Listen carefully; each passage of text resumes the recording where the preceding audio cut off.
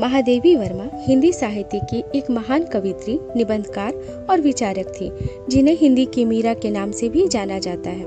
वे छाया युग के प्रमुख 4 स्तंभों में से एक थी।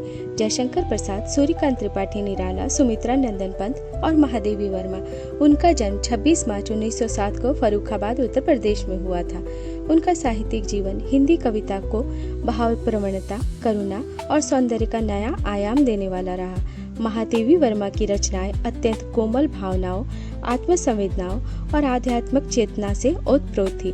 उनकी प्रमुख काव्य कृतियों में निहार, रश्मि, नीरजा, संध्या गीत और दीपशिखा प्रमुख थी। उनकी भाषा अत्यंत सरस, सरल और भावपूर्ण होती थी, जिनमें संगीतात्मकता और प्रतीकात्मकता का सुंदर समन्वय देखने को मिलता है। कविता के अतिरिक्त वे गद्य साहित्य में भी उतनी ही दक्ष थी।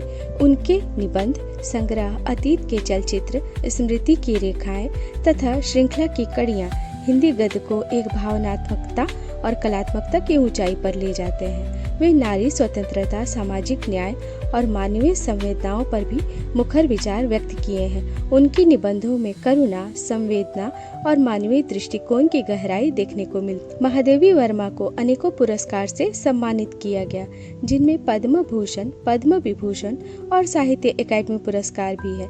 वे नारीवाद के विचारों की भी समर्थक रही और महिलाओं की स्थिति सुधारने के लिए आजीवन प्रयास करती रही। उनका साहित्यिक जीवन, उनकी साहित्य साधना हिंदी साहित्य के स्वर्ण युग की अमूल धरोहर है, जो आज भी पाठकों को संवेदना, सौंदर्य और आत्मचिंतन से जोड़ती है।